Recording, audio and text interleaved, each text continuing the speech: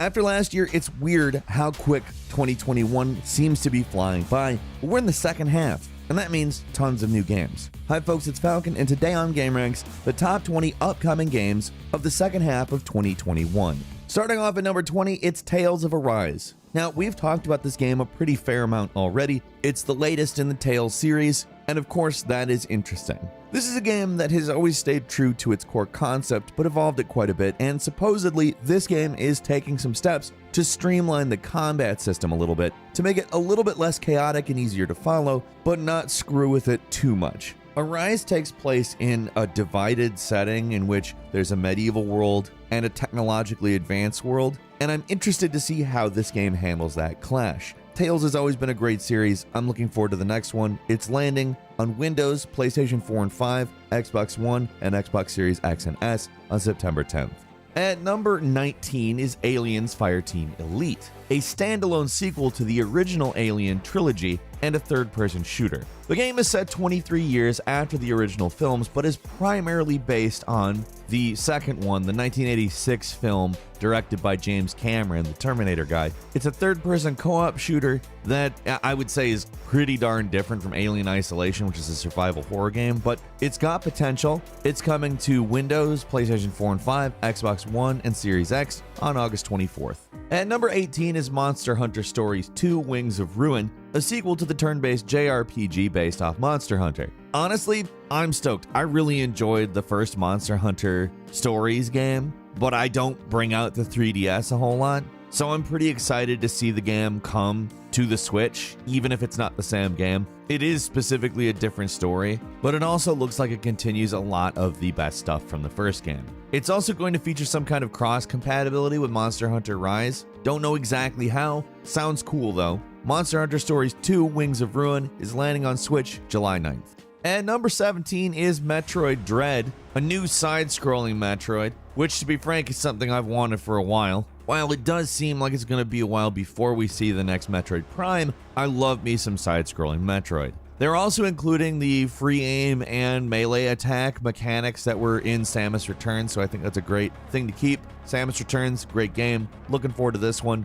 landing on Switch on October 8th. And number 16 is Samurai Warriors 5, a soft reboot of the Samurai Warriors franchise, probably of the Warriors franchise as a whole, due to how awful Dynasty Warriors 9 was. Terrible, kind of MMORPG-esque, but one-player open-world version of that game. Had the great fighting that we all knew and loved from the series, and tons of crap in between. Samurai Warriors 5 looks as though they are removing the crap in between and bringing us back to the kind of Warriors game we all want. It apparently features a slightly more limited, specific story of things that are leading up to the Honnoji incident in the Sengoku period. I'm excited. I've been kind of jonesing a more standard Warriors game since the newer Hyrule Warriors, the Age of Calamity, because that was really well executed, and although it did incorporate some elements from Zelda which are completely exclusive to that series, reminded me how well that formula works. Samurai Warriors 5 is coming to Switch, PS4, and Xbox One, as well as Microsoft Windows on July 27th.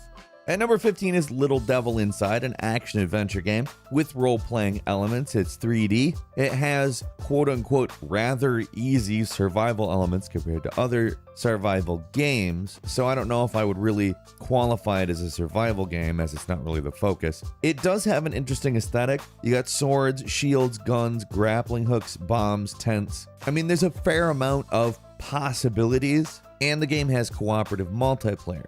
The idea is to go out and capture monsters, at least on the surface. The actual idea of the game is about the mundane inequalities in the monster hunters' lives. I like that idea. It sounds fun. We don't have an exact date, but it will be landing on PlayStation 5, 4, Windows, Xbox One, and Nintendo Switch sometime later in the year. At number 14 is No More Heroes 3, the comic book, satirical, over-the-top, action, silly, probably gonna get somebody into trouble type game, which takes place 9 years after the previous title and features an open world, being the first game in the series to do so since the very first. Now, these are funny games, silly games, and have great action. I think it's definitely worth checking out when it lands on Nintendo Switch on August 27th.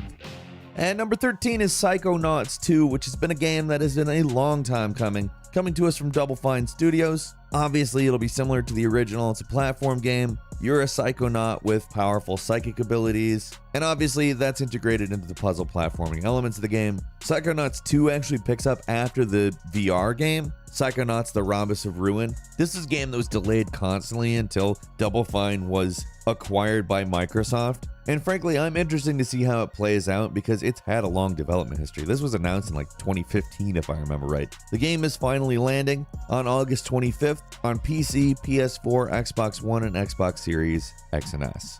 And number 12 is Kena Bridge of Spirits, a PlayStation exclusive that in some ways reminds a lot of people of Breath of the Wild. However, it's very heavily inspired by Eastern locations like Japan, and genuinely is just an incredibly beautiful looking game. One of the things that the studio that made this game, Ember Lab, became known for was actually an animated film based on Legend of Zelda Majora's Mask called Terrible Fate, so it's not shocking they would make this type of game. However, it's a game that looks incredible. However, it seems to have other elements, like a lot of people have noted there is a similarity to Pikmin in some of the ideas. I'm very interested to see how this plays out. It's landing on PlayStation 4 and 5 on August 24th.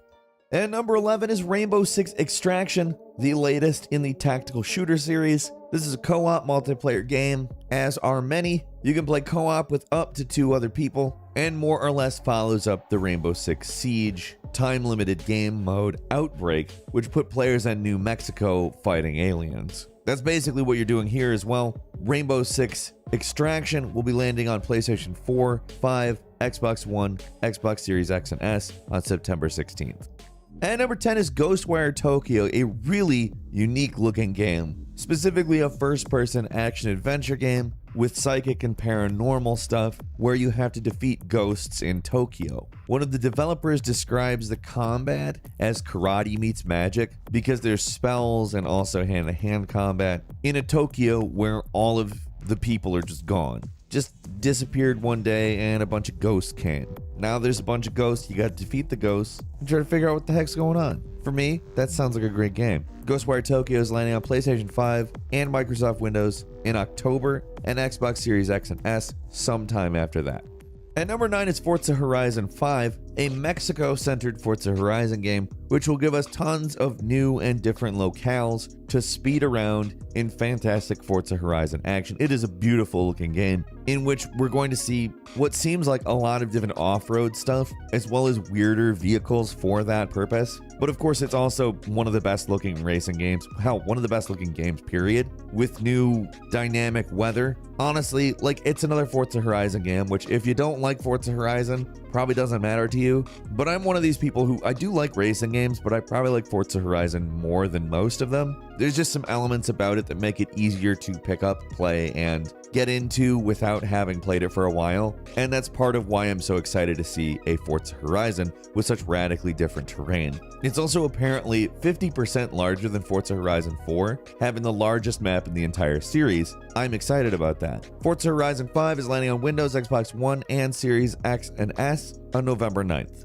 And number 8 is Age of Empires 4, a game that seemed like it was never going to happen for a very long period of time. It was announced on 2017, which is a very long time from the previous game, which came out in 2005. Age of Empires 4 is actually going back to the gameplay of Age of Empires 2 and building from there. I think that's a good decision. 2 was probably better than 3 in my opinion, and honestly the opinion of a lot of other people. Really, it's a real-time strategy game that is among the best, period, and I cannot wait to play 4. It's coming out on Windows and Xbox Cloud Gaming on October 28th. And number 7 is Deathloop. This is probably the game I am most excited for on this list. Deathloop is the next game from Arcane Studios, the developers of Dishonored. Really just fantastic devs. And Deathloop looks kind of like Dishonored on steroids in a sort of techno-future setting where there's a time loop, and it looks like it ramps up everything that we know about Dishonored to take advantage of a new generation of hardware, as well as a new aesthetic and world. Really, it looks like something really fresh, while also being a continuation of the power-oriented gameplay we see in Dishonored. As far as I'm concerned, Arcane is really just one of the best devs out there. I absolutely love the Dishonored series, and I cannot wait to play this. And number 6 is Battlefield 2042, a multiplayer focused first-person shooter set in the near future. It looks to directly update a lot of the stuff that they used in Battlefield 4, like destructive environments and Levolution, but it's also going to up it by including extreme weather effects like tornadoes and sandstorms. The next gen and PC versions are going to support up to 128 players, which is pretty wild. Battlefield 2042 is coming on October 22nd to PlayStation 4, 5, Xbox One, and Series X and S. And number 5 is Halo Infinite, obviously the flagship next-gen Xbox game, one we have been waiting for, one we are of course interested in. It's kind of a much more human interpretation, and apparently Master Chief is much more front and center than in Halo 5 Guardians. This is the third chapter of the Reclaimer saga, so it's not like a huge reboot in story or anything. It is a continuation. But in terms of visuals, it looks like a massive upgrade, and they're really trying to remind us of why Halo is such a well-liked franchise. I'm excited for it. It is landing holiday 2021 on Windows, Xbox One, and Series X and S. At number 4 is Back 4 Blood, the return to form from Turtle Rock Studios, making a full-on standalone brand new game, functioning as a spiritual successor to Left 4 Dead. And even though they have worked on the Left 4 Dead franchise for Valve, there really hasn't been a new game from these developers in this genre, kind of this series, even though it's not exactly the same series. And frankly, I'm extremely excited for it. I love Left 4 Dead. I can't believe it's taken this long to give us a new game from this developer in this genre. I could say that 10 to 15 more times. It sucks we had to wait this long, but I'm really excited for it. Back 4 Blood lands on PlayStation 4, 5, Xbox One, Series X and S, and PC on October 12th. And number 3 is Far Cry 6, a game set in a fictional Caribbean island with Gus Fring as the main bad guy. Obviously, that's not his name. He's the actor who played Gus Fring, but still, that is a big draw because this looks like an extremely interesting, if not maybe a little bit exaggeratory, version of Cuba, in which you'll be playing as a revolutionary. And honestly, politically, it might be a little bit misguided in terms of using Cuba for the story it wants to tell, but it still looks like an interesting story. Far Cry 6 is landing on Windows, PlayStation 4 and 5, Xbox One, Series X and S on October 7th. And number 2 is Guardians of the Galaxy, a game that's honestly kind of shocking hasn't come out yet. I mean, we've seen that series go on for a while now. It comes to us from Square Enix, developed by Eidos Montreal. You control Star-Lord, it's third person, it's an action-adventure game. Guardians of the Galaxy will be landing on Windows, PlayStation 4 and 5, Xbox One, Xbox Series X and S, and Nintendo Switch via cloud on October 26th. And finally, at number 1 is Dying Light 2, Stay Human. This is a game set 20 years after the original, still retains parkour, still retains a lot of the interesting stuff, although they've widely expanded like the animation system and how that parkour is going to work. The story focuses on a new Dark Ages and has a few writers who worked on Witcher 3 Wild Hunt, and also then intends to tell a narratively branching story that allows for a lot of different branching choices. It's supposedly why the game got delayed in the first place. The game actually has a release date now for Windows, PlayStation 4, 5, Xbox One, Xbox Series X and S, and that is December 7th. Couple of bonus games for you. First, Chernobylite, a survival horror RPG. It's been in early access for a while. It was a Kickstarter game. It's being officially released on Windows, PS4 and 5, Xbox One, Series X in July. Next is The Ascent, this really interesting cyberpunk city-based game, an action RPG played from a top-down view.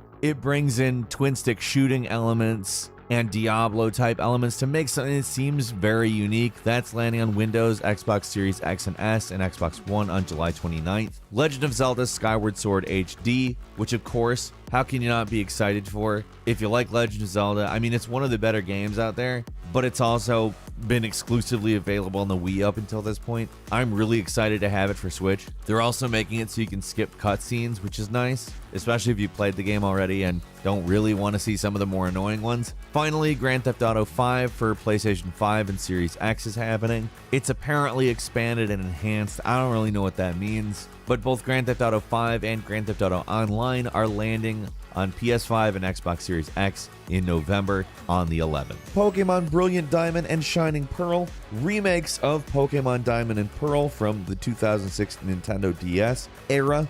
Basically, we're looking at probably Omega Ruby and Alpha Sapphire type remakes, where the gameplay is mostly the same, but a lot of things look very different. That's all for today. Leave us a comment. Let us know what you think. If you like this video, click like. If you're not subscribed, now's a great time to do so. We upload brand new videos every day of the week. Best way to see them first is a subscription, so click subscribe. Don't forget to enable all notifications. And as always, we thank you very much for watching this video. I'm Falcon. You can follow me on Twitter, Falcon Hero. We'll see you next time right here on GameRanks.